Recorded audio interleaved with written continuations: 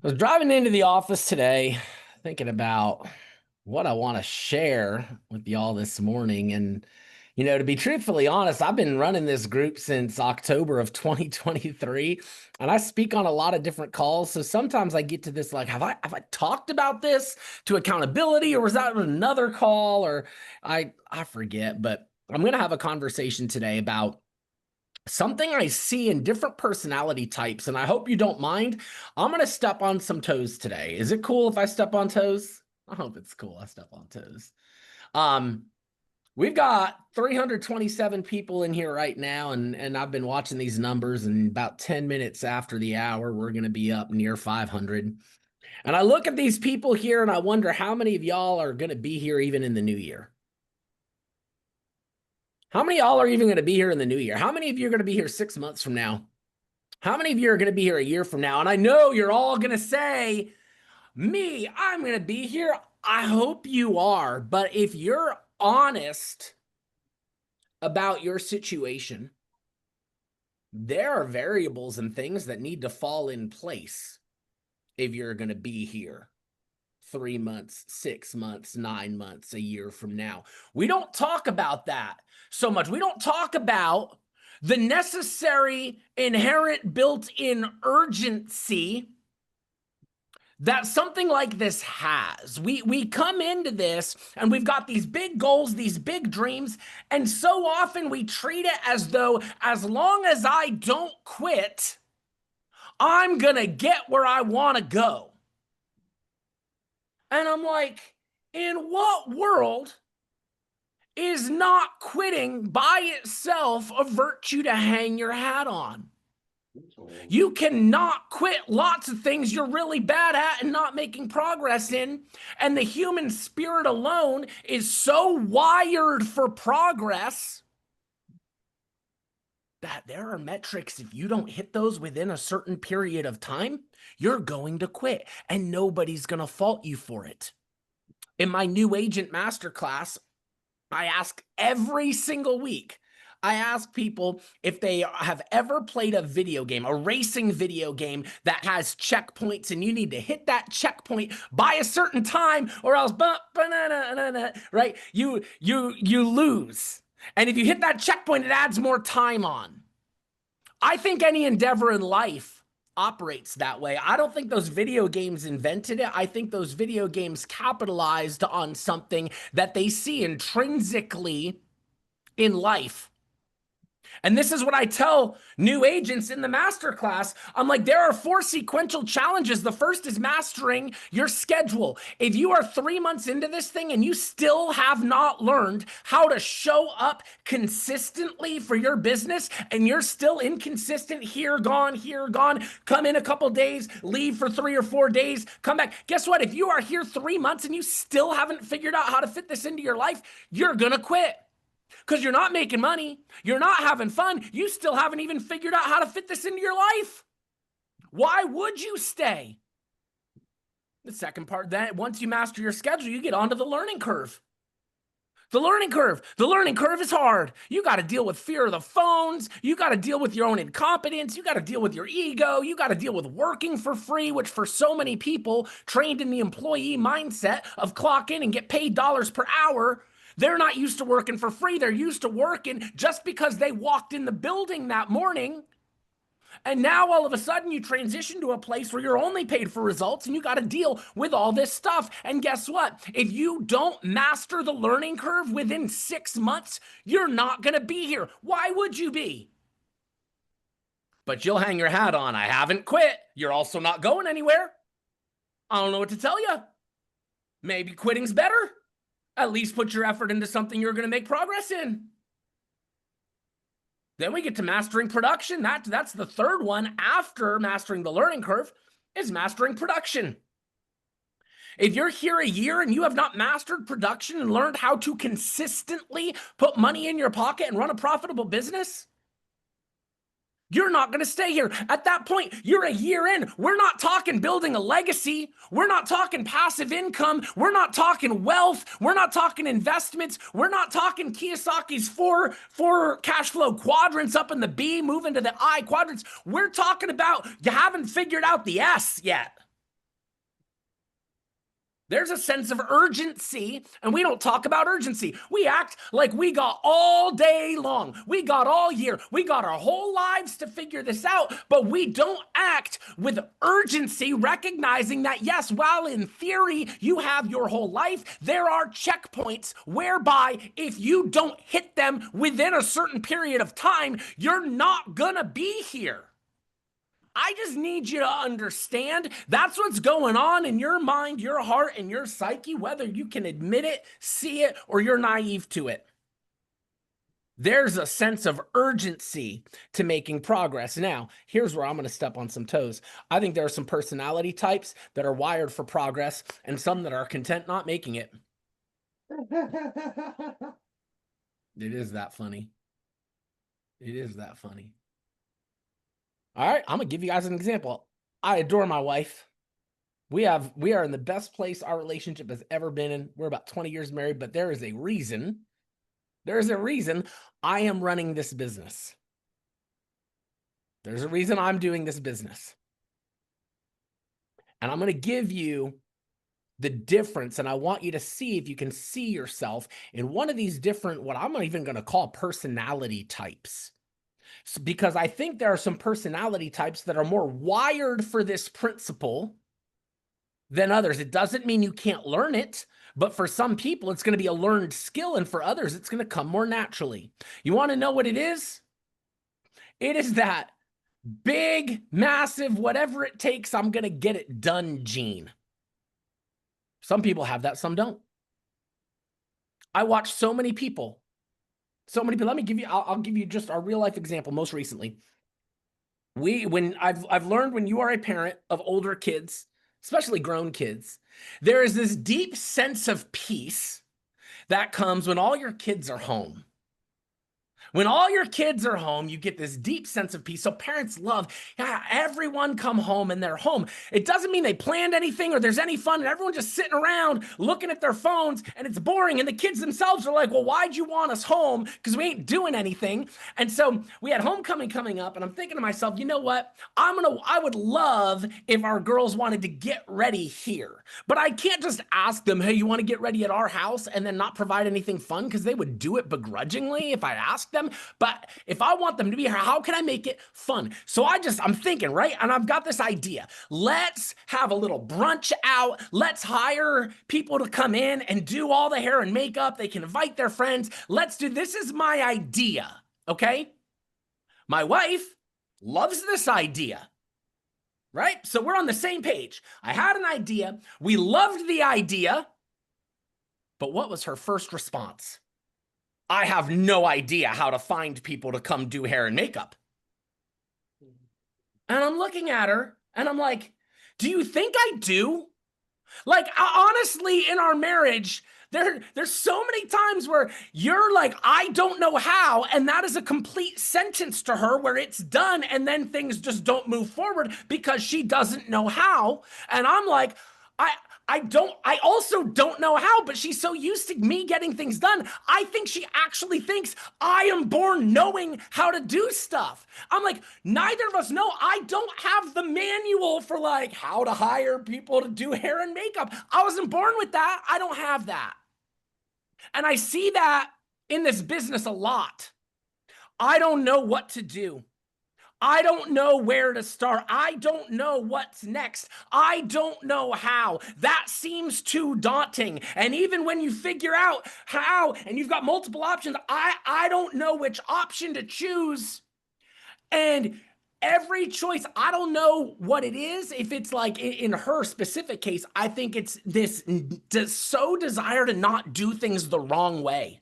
This desire to do it right, to make the right choice, to do the right thing, that the fear of not doing it right, it almost freezes her in place to not do anything, because almost in her wiring, better to do nothing than to get it wrong. This is me, like I'm deep. I don't know that I'm accurate on this in her specific case. But I see so many people use, I don't know how, I don't know what's next, as a complete sentence that justifies indefinite inaction. Literally, I'm not even kidding you. indefinite inaction, as though they're waiting for someone who does know to just tell them what to do. I'm going to be really honest with you guys. Nobody knows. No one. No one's born with the manual. No one knows. Like, no one's born knowing how to build skyscrapers. No one's born knowing how to build internal combustion engines. No one's born knowing this stuff. How long are you going to let "I don't know" freeze you in place? How long are you going to allow "I don't know what my next step is" to justify not taking the next step? In 2018, I had an idea to write a book. I'd never written a book before. I had no idea how to write a book. But I had an idea on some content that I thought would help people. So I did what I did when I was in high school and college. I went to my computer and I just started typing my ideas out. I started with just a blueprint of just like what are the ideas, and then I put those ideas in a coherent order.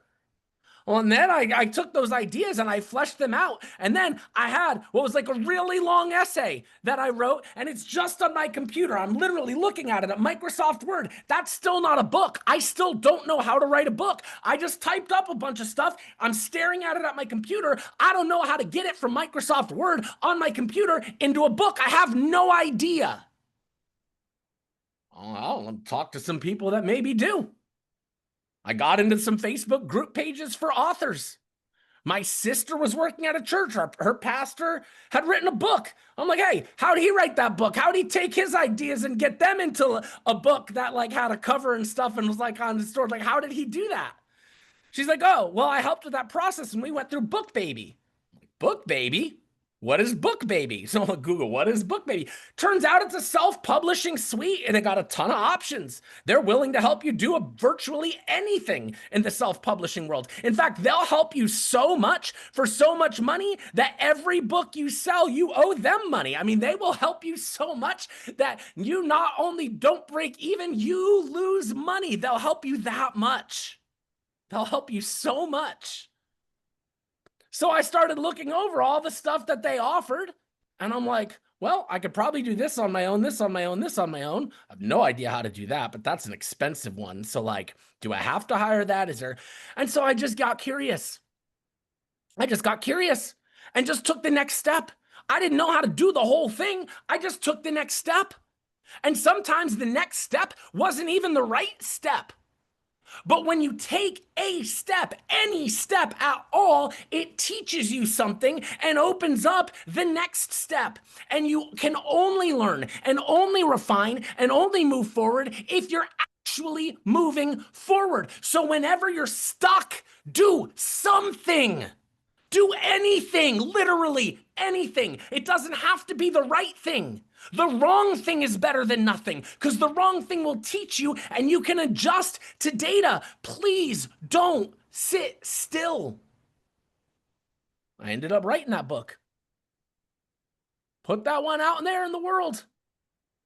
I know lots of people tell me they want to write books and they haven't gone and written books. I got my second one about to come out now. I wasn't born knowing how to write books. I figured it out. I didn't know what the next step was. I asked until I did. And I'm trying to think in my personality type, like,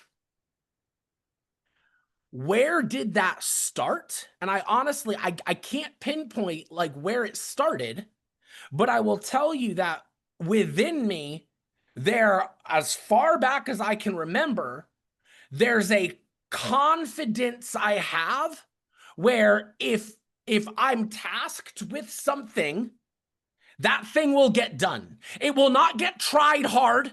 It will not get, I did my best. It will not get a certain level of effort while I pursued balance in my life, and I may or may not get it done, but I don't know what to tell you. If it's up to me, it's gonna get done. Done. It's gonna get done. I've talked about this with Jamie. I've talked about this with Christine. I've talked about this with Sarah. Like, I was never a top producer or an elite producer, but you want to know what I had an elite level of? Doing whatever it takes. I had an elite level of whatever I have to do to get this done, I'm getting it done. Whatever it's going to require of me to move forward, I'm doing that. I don't even know what that is. I have no idea the level of sacrifice. Maybe it's going to take me 10,000 dials. Maybe I'm going to pull it off with 500. Maybe I'm going to have to invest this much in leads. Maybe this much. I have no idea, but I'm going to go on a very curious quest to figure out exactly what is going to be required of me, and I'm going to go do that. And for so many of you, you still haven't even figured out yet what your goals are going to require of you, let alone are you willing to pay that price? So you're going to get on here and you're going to say, I'm not going to quit. I'm going to stay in it. I'm going to go get my goal, but you don't even know what your goal is going to cost you yet. How can you say you're willing to pay a price when you don't know what the price even is? It's a real question. Your first job isn't promising you're going to be here forever. Your first job is figuring out what the cost of your goal is going to be so that you can figure out if you're willing to pay that price. That's the real challenge, the first challenge. Get curious to figure out what the price is going to be. Only then, when you know the price, can you determine if you're willing to sacrifice to pay that price.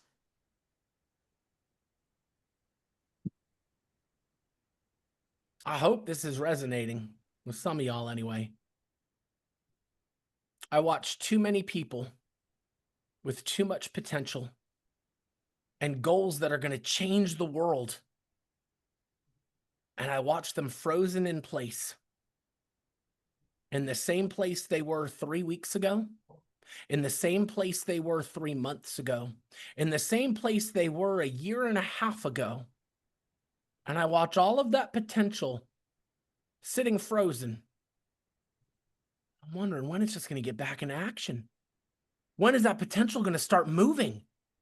I don't care if that potential turns the wrong direction. As long as it's moving, it can course correct. Once the thing gets moving, you can push and move and direct something that's moving. But getting something going that's frozen in place, that is really hard to get going. Do something. Make 1,000 dials. Go break something. Do something, please, with your potential. Do not stay bad at the same thing. Guys, we live, I'm gonna share my screen. This will be fun. I'm gonna share my screen. It's just gonna be a quick thing I want to share. Share sound. Another one, Pete, I had to shut down. This was again like the 1980s. I was alive. You could fight an orangutan at a fair. They would have an orangutan just sitting in a boxing ring, and guys would pay to fight it. And I say guys because I just can't imagine one woman ever fought this orangutan. I think you could put an orangutan in a room with 1,000 women, and when they walked out, they're like, did anybody fight it? It never crossed our mind to fight it. Put 3 men in that room. 2 of those men will fight that orangutan. The other one would have started it going, I think y'all should fight that orangutan. So guys get in there, and they're like, all right, we'll go fight this orangutan. And the orangutan would just knock everybody out. Because we don't have the internet to look up how strong's an orangutan. It's all word of mouth back then. You had to meet a guy to just fought an orangutan. And you're like, but the arms are skinny. He's like, I know. That's what made me get in there as well.